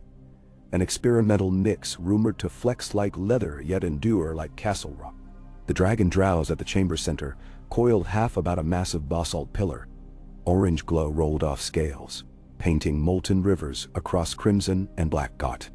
Robert walked to Brazen's snout and laid a calloused hand between nostrils. A breath like furnace bellows warmed his palm. "Easy, lad," he murmured. "Dream of skies yet to conquer." A golden eye cracked open, pupil widening then narrowing as it focused. The beast rumbled, the sound traveling the length of his coiled frame like distant thunder across a mountain range. Robert smiled, feeling the rattle through bones. A king who could touch a dragon, he thought. Let the songs remember that, at least. Elnishim. Dawn crept in on slate-gray paws. Eddard Stark left the Tower of the Hand, bundled against a chill that felt almost northern. Gray wind had arrived with him, gift from Robb, now pacing the courtyard under guard. The direwolf's presence unsettled courtly lapdogs and courtiers alike. Ned had woken earlier to find a black-feathered message atop his desk. Sir Jorah Mormont had written from Lys, offering information about Visery's sellsword host, in exchange for royal pardon. Ned weighed trust against desperation. Honor could not build walls high enough to block a dragon's approach from the east. He crossed the yard to the rookery, mind treading darker paths. Yesterday, Pycelle had delivered a powder-scented letter from Lysa. "They killed my husband." The lion's teeth close. She'd bled her fear into each stroke. Ned could feel Jon Arryn's voice within the parchment, urging him to remember the book of lineages they had once studied. Robert's bastards bore the dark Baratheon hair. Cersei's children, gold so bright it blinded. The secret tightened like a hangman's knot. Ned stepped into the rookery, nodding to Maester Colton. He penned two swift letters. One to Winterfell, urging Robb to gather harvest early and drill archers. The second to Stannis on Dragonstone, requesting whatever records remained of Aerys' last years, and any knowledge of clandestine Targaryen sympathizers. He added a cryptic line. Black of hair, line of gold. Sealing wax cooled beneath his ring. Outside, bells tolled tears. King's Landing shook off night's stupor. Mummers hawked bawdy rhymes about dragon-ruled mornings. The gold cloaks dragged gamblers from cracked doorways. Smells of yeast and river rot mingled above the mud. Ned descended stair with thoughts heavier than plate. Across the narrow sea, in the shadowed colonnades of Illyrio Mopatis's garden, Daenerys Targaryen pressed an ear to obsidian shell. She sat cross-legged in rosy dawn, nightgown fluttering in sea breeze, heartbeat humming against the egg's faint warmth. Viserys paced behind, ranting about ships and armored elephants, but Daenerys heard only the hush between her breaths, an almost sound pulse of something alive yet unborn. Her gaze drifted over the other 2 eggs nestled in straw. Smoky emerald shadows seemed to dance beneath their scales. Illyrio entered with gilded plate of sweetmeats. Flies gathered in his wake. "Princess," he cooed, "the sellsword captains have pledged 4,000 spears if your brother can deposit half the promised gold at Volantis." Viserys whirled. "And where is this gold?" "Robert stripped our coffers." Illyrio's smile drooped in feigned sorrow. "There is value beyond coin." His gaze flicked to the eggs. 3 dragons might purchase 10 hosts, if wakened. Viserys slapped a pair from plate. Juice splattered marble. "I will not barter my birthright for stone baubles. They hatch, or they break upon the usurper's skull." Daenerys flinched. She cradled the red-black egg like an infant, rocking slightly. Viserys' tirades had grown sharper since word reached them that Robert himself rode a dragon. Petty jealousy mixed with the terror of being eclipsed before he could reclaim a crown. He kicked a fountain's rim, water sloshing. "I want my dragon," he hissed. "I want it now." Daenerys stared at him, feeling something inside unfold like unfurling wings. Pity, yes, but also steel-edged resolve. She rose, pressed the egg gently into silk-lined basket, and walked away without bowing her head. Viserys fell silent, watching her back retreat between pillars heaped with dusk-blooming roses. Illyrio's sigh sounded like a deal struck and lost. Within the Red Keep's lower vaults, Queen Cersei met with Lord Qyburn, a disgraced maester expelled for unsavory experiments. He bowed, hood shadowing features.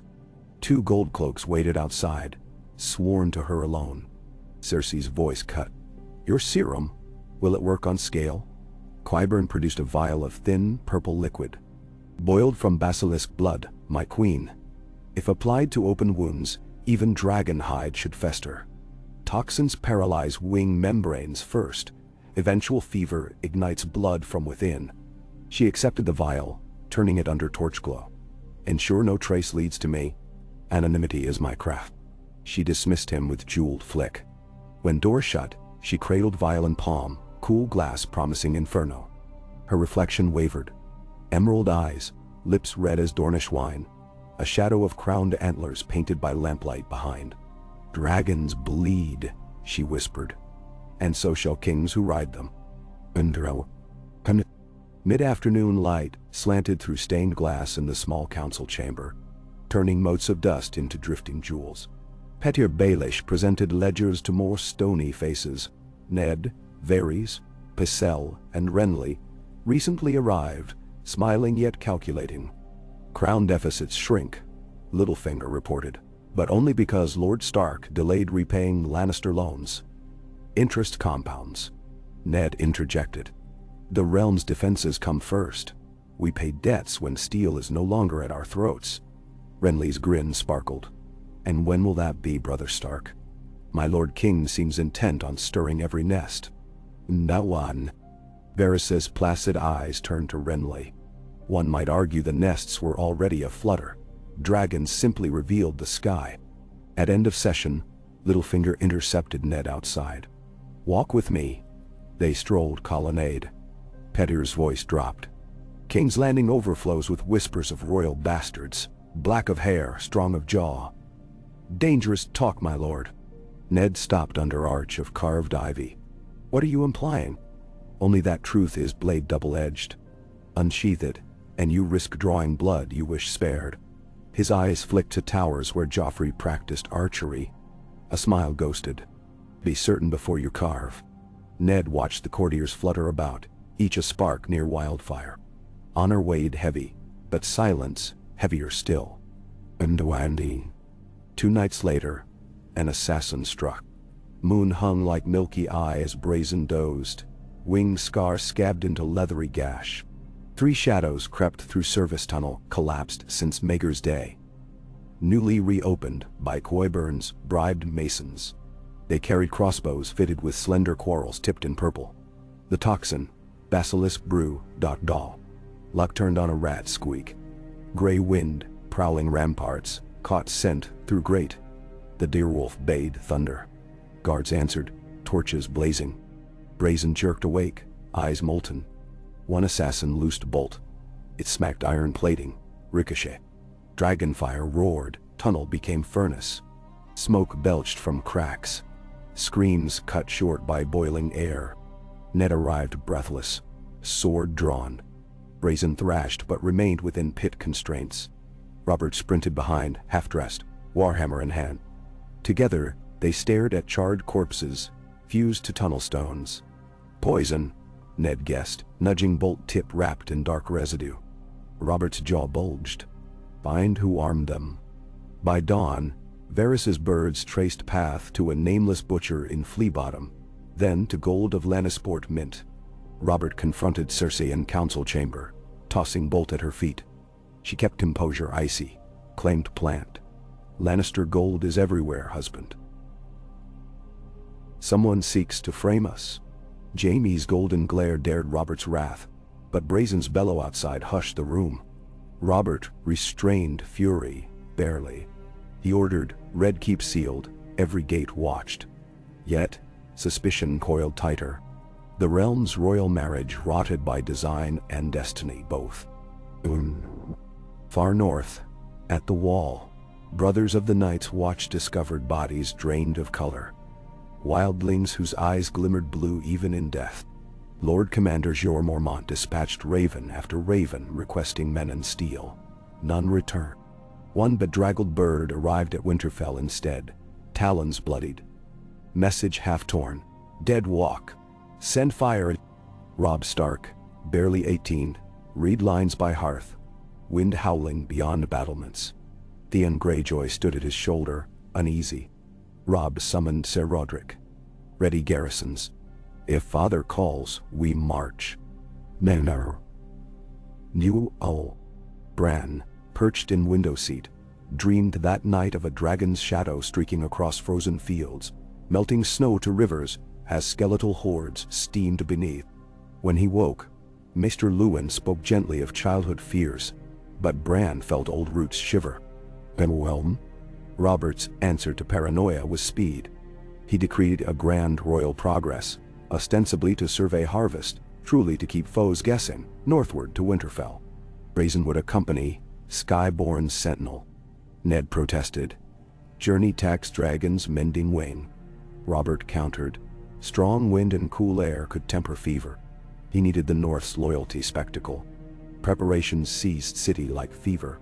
Wagons groaned under casks of wine, bushels of grain, chests of coin for royal bounty.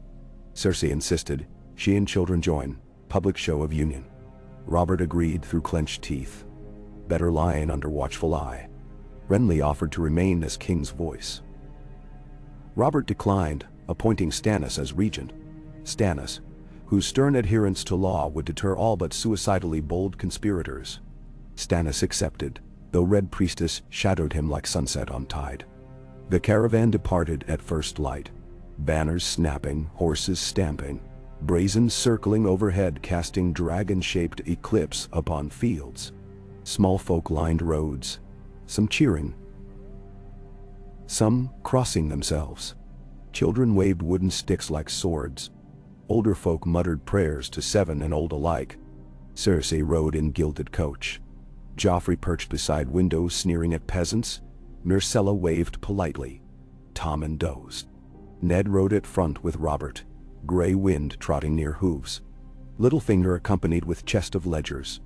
Varys remained behind, though his silken farewell, "May the gods keep you warm," lingered unsettlingly in Ned's ears. Son. First stop, Hayford, where Harvest Festival awaited. Robert proclaimed tax relief, feasted among hay-bedecked trestles, drank cider with farmers. Brazen landed in pasture, sniffed sheep. Shepherds fled, leaving pens. The dragon inhaled, but Robert's sharp whistle prevented slaughter. He tossed him charred boar haunch reserved from royal kitchen. Peasants gaped, as beast crunched bone like breadsticks. Night at Hayford ended with dance around bonfire. Robert coaxed Ned into joining. Direwolf howled along. Cersei watched from balcony. Scorn smoke stinging eyes. Maesters might write of unity, yet shadows writhed behind flame. Shiver. 2 days later, at the old ruin of Craighall village, the Progress encountered corpses nailed to fence posts. Ironborn raiders flayed. Sigil of Dreadfort pinned to bare chests. A parchment fluttered on spear. The North remembers. We bleed those who scorn our shore. Ned frowned. It appears Roose Bolton hunts south of his domain. Robert shrugged. Dead raiders save us coin on gallows. But unease rippled beneath chest. Bolton's reach. Greyjoy rebellion. Poison in palace. Threads weaving tapestry of civil fracture. Wine? At Harrenhal, cracks in facade widened. During banquet, Ser Gregor Clegane, sworn to Lannister, quarreled with northern bannermen over dice. Sword flashed. Gregor's blow split man near in twain. Brazen, chained outside tower for evening, sensed turmoil, letting loose howl that rattled arrow slits. The feast dissolved into near riot until Robert smashed goblet, thundered order. He fined Gregor, but tension between lion and wolf houses flared like sparks on dung. Ned that night confronted Robert. We carry wildfire within this train. Robert massaged temples. I know, but Winterfell will balm wounds. Ned prayed he was right. Intel. In seas off lies, a galley bearing 3 crimson sails cut waves. Visory stood prow-tip, hair whipped silver-white, while Tyrion Lannister leaned against rail, sipping cheap Myrish rum. Yes, Tyrion. Sent by Lord Tywin, nominally to secure trade rights, actually to gauge threat. Curiosity and opportunity led him to visit vessel rumored to carry the Beggar King. Viserys shouted over wind about dragons, thrones, destiny. Tyrion listened, assessing mania behind violet eyes. Between boasts, Viserys' clutched belt heavy with golden medallions minted from Illyria's coffers, advance payments. And your sister? Tyrion asked. Viserys snarled.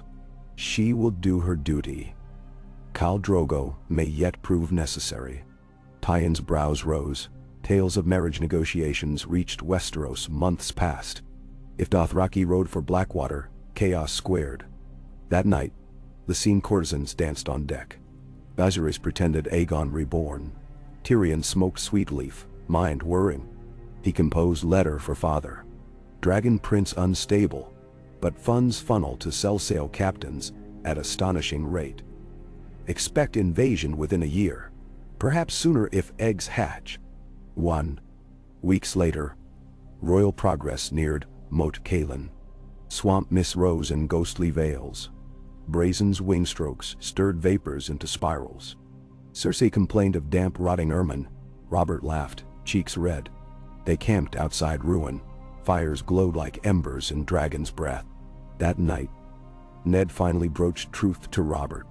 They sat in King's tent, Brazen a dark hulk beyond canvas walls. Ned placed leather-bound book, the lineages and histories of great houses of 7 kingdoms, open to entries noting Baratheon bastards. He spoke gently yet firmly of hair the color of coal, newborn infants with eyes like dusk sea. He spoke of Joffrey, Myrcella Tommen, all gold. Robert's knuckles whitened on wine flagon. You accuse my wife of adultery. The words emerged, rasping. I seek only truth, Ned replied. Your grace must see the pattern. Robert paced, rage coiled.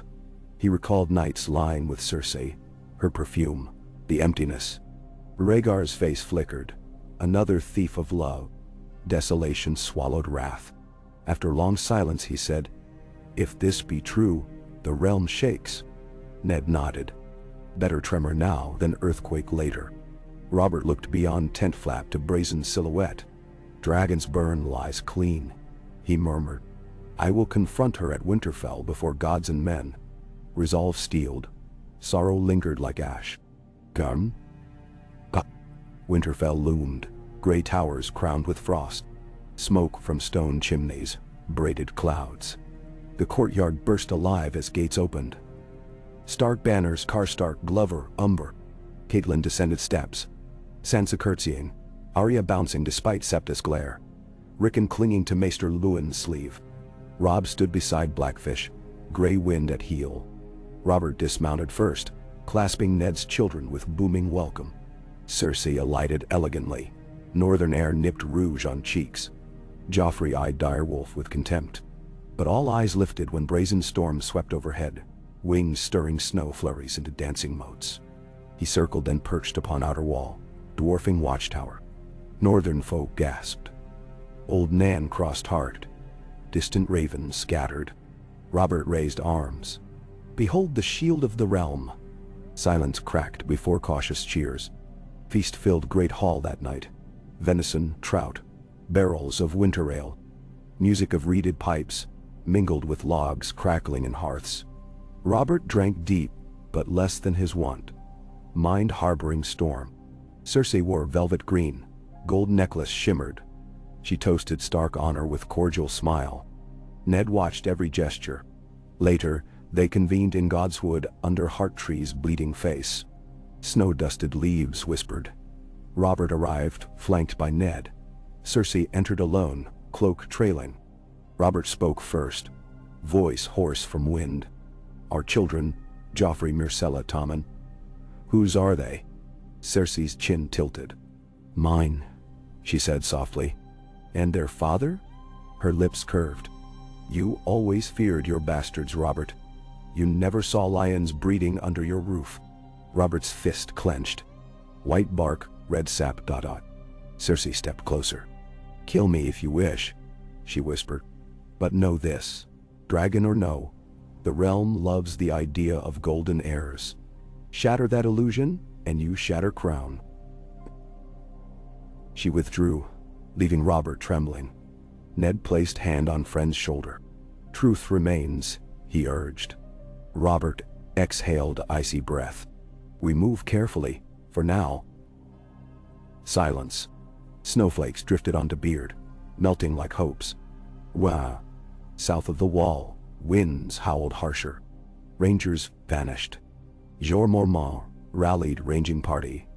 Samuel Tarly scribbled letters destined never to be delivered. Ghost.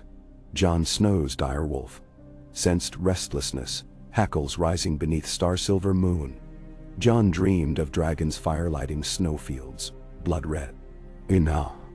At Dragonstone, Stannis lit glass candle nightly. Emerald glow sometimes wavered into shapes. A stag's crown crumbling, tongues of green searing wings. Melisandre watched, speaking of Azor Ahai and Lightbringer. Stannis gripped sword hilt, knuckles white. If Robert faltered in northern snows, who then would stand? Aha! Viserys' flotilla reached Tolos, recruiting Sarnori lancers. But at feast celebrating pact, a drunken quarrel with sellsword captain erupted. Viserys drew blade. Slashed, missed. Captain answered with hammer to skull. Viserys collapsed twitching. Blood pooled around golden medallions. Tyrion witnessed from gallery, eyes widening. Sellsword stared. No more paymaster. Illyrio's envoy salvage body. Sending raven. Dragon lost. But in slums of Meereen, Daenerys felt sudden warmth in egg cradled at breast. She woke to find hair crackling with static, pupils reflecting sparks dancing beneath shell. Loss birthed flame. And Andalor. Winterfell's second dawn found Robert sparring with Robb in training yard, wooden practice axes clacking. Brazen lounged on ridge beyond walls, breathing warm haze across ice trees. Cersei watched from battlement, cloak fur trimmed. Jaime sparred with Jory Castle, half smile. During midday council, word arrived of Viserys' death. Robert scoffed. One less pretender. Yet message also spoke of Sellsword host continuing under Captain Marrow. The Titan's bastard, now bound east of Qohor to rendezvous with Dothraki Khalasar, led by rumored Dragon Queen. A ripple of anxiety passed. Ned pressed. Strike now, before dragons multiply. Robert hesitated. Send assassins? Slay a girl? Am I heiress? He paced, stone. A raven to Stannis, Prepare fleet blockade. That night, he visited Winterfell's crypts with Ned. Dust motes hung like spirits. Robert knelt before Lyanna's effigy, silent long minutes. When he rose, resolve hardened. "I will be king worthy of you," he whispered to carved stone. "If dragons threaten realm, I'll face them myself, not with knives and shadows." Ned nodded. "If duty calls, I ride with you." Rhinehill. Morning frost sealed courtyard. Cersei confronted Ned near kennels, alone save distant stable hands. Her eyes glittered. "Leave secrets buried. Stark. Dig deeper and wolves may drown in gold-lit fire." Nemnior. Ned met gaze, unmoved. "Winter buries all untruths." Her smile chilled. "Winter is colder when fire turns ice to steam." She swept away. Ren. On third night, Feast Hall roared with music. Northern mead loosened tongues. Joffrey taunted Arya. Nymeria snapped, slicing Prince's arm. Sansa screamed. Guards converged. Robert bellowed laughter until Cersei demanded Direwolf's death. Robb refused. Robert compromised. Wolf sent south with rangers. Cersei's stare promised retribution. Brazen's presence altered even Winterfell's ancient rhythms. Hot springs fog mingled with sulphurous hints from dragon breath. Foresters discovered melted swaths of forest where the beast practiced flame. Yet Gendry, blacksmith's apprentice traveling in retinue, watched scales, dreaming of forging metal worthy of such creature. He measured gashes, traced wing spars, sketched designs for saddle harness that might better balance rider. One crisp dawn, Robert found Gendry kneeling near Brazen's talon, measuring claw curvature. The boy blanched but stood firm. Robert questioned, liked answers. "Maester's chains never fit thicker necks," Gendry said. Robert laughed, clapped shoulder. He ordered Gendry apprenticed to royal smith, Tobhomat, Dotto. In boy's wide blue eyes, Ned glimpsed familiar shape of drooped cowlick, another Baratheon bastard. And throughout progress, ravens from King's Landing grew ominous. Stannis reported trade guilds protesting taxes. Varys warned of wildfire theft. Littlefinger petitioned more coin. Robert sighed, longing for Hunt's simplicity. Yet he pressed north to the wall, determined to see threat Jorah Mormont lamented. They departed Winterfell amid swirl of snow. Cersei remained behind. Citing children's health, Robert consented reluctantly. Ned accompanied, along with Benjen Stark's guides. Brazen flew ahead, exhaling gusts that churned snow devils beneath. As they neared Castle Black, cold sharpened world. Wall towered. Jagged skyknife glowing blue in sunlight.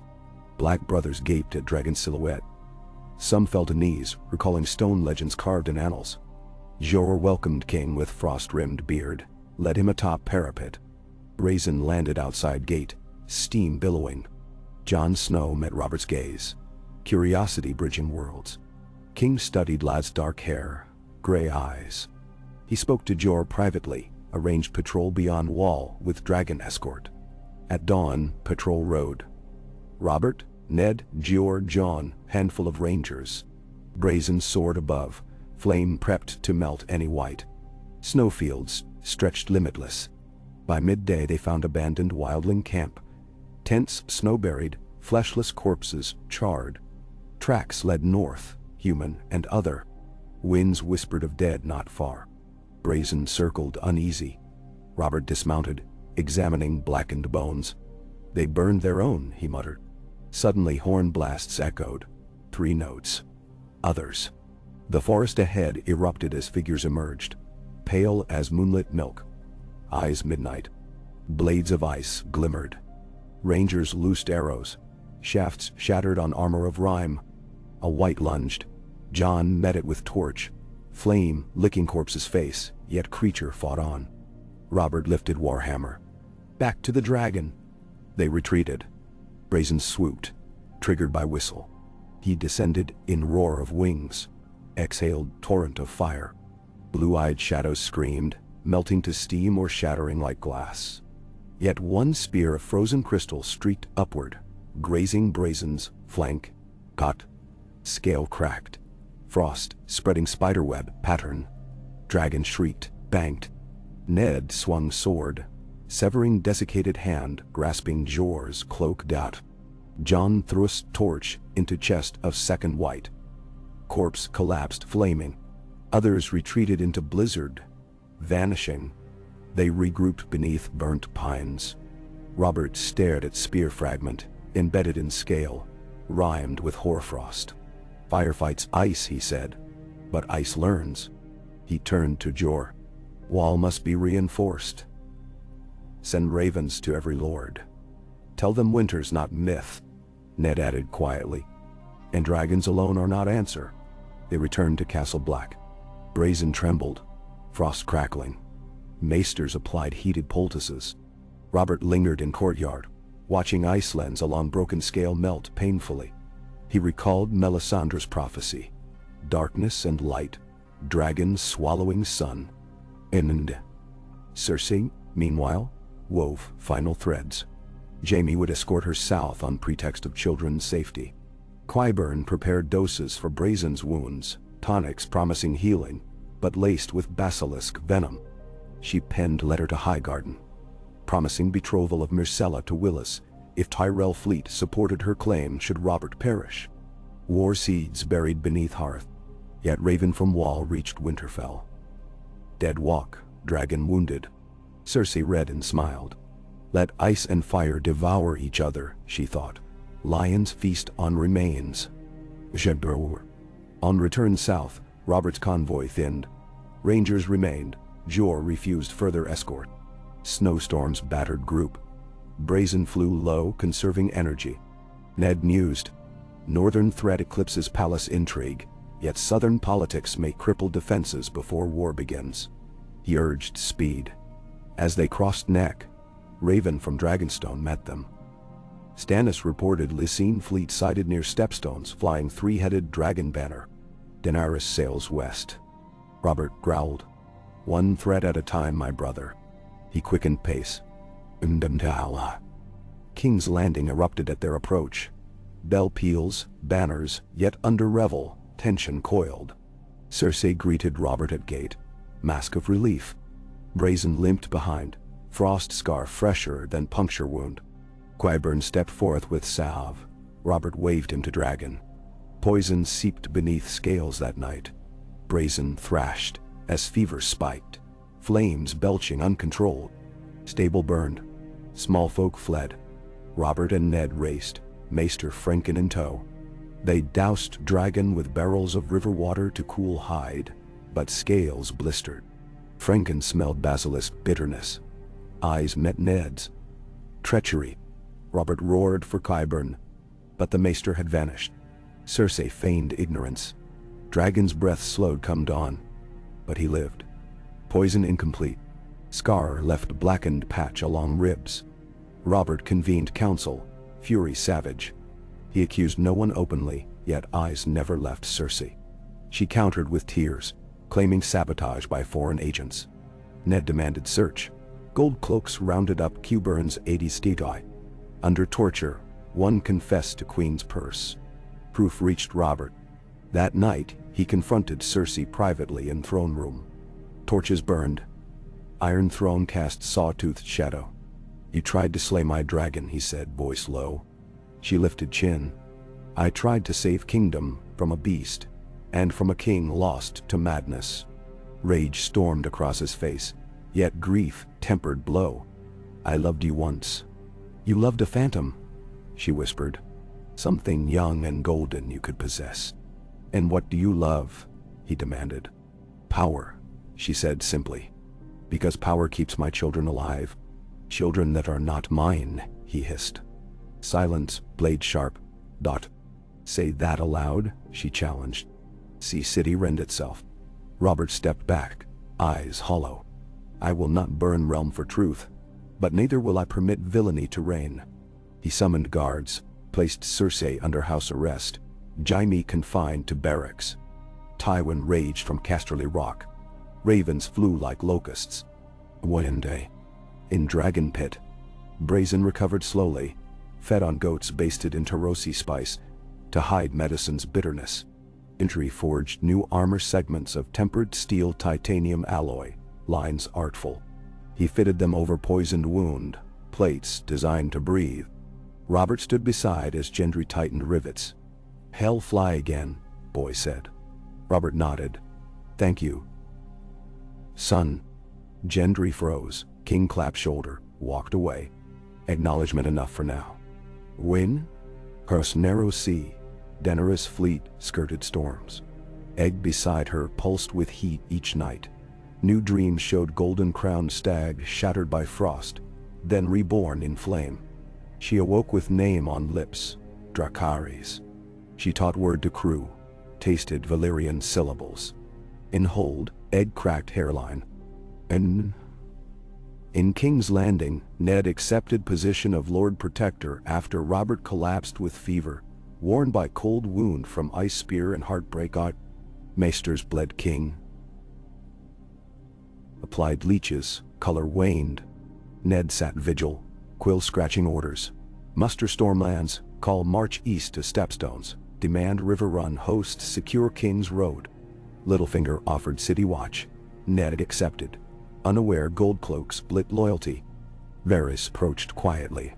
When dragons dance, spiders spin, he said. I fear your webbed tears. Ned rubbed eyes.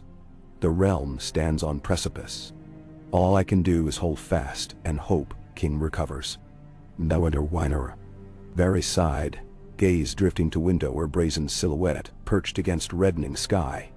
Hope, he murmured, is fragile when balanced upon dragon wing. Robert dreamed in fever. Lyanna's blue winter roses burning, brazen roaring at white storm, throne melting to glowing slag. He reached for hammer, but found torch forged of light. He swung, shattering icy crown. Yet in shards he saw faces. Joffrey's sneer, Cersei's tear, Jon Snow's steady eyes. Hammer fell, world cracked. He woke gasping. Maester Pycelle dabbed a brow. Rest your grace. Robert pushed away, voice ragged. Bring me parchment. Pycelle hesitated. Robert growled. He wrote, I, Robert Baratheon, in full faculties. Name Eddard Stark Protector of Realm until rightful heir comes of age. By my will, dragons shield realm, not rule it. He sealed, then collapsed. And a one hand. Days later, storm clouds gathered, political and literal. Tywin marched east with 60,000. Daenerys sails sighted in Blackwater Bay. White ravens from Old Town declared summer's end. And deep north, cracks in wall glowed eerie blue. Ned stood on Red Keep balcony, parchment clutched like fate. Brazen sword overhead, still scarred yet furious, flames painting underside of clouds. Below, city thrummed with dread. The song of ice and fire quickened, and the Stag King's dragon cast a shadow vast enough to engulf all 7 kingdoms. Whether that shadow would bring dawn or doom, no one could yet say, least of all the wounded king drifting toward what might be his final sleep.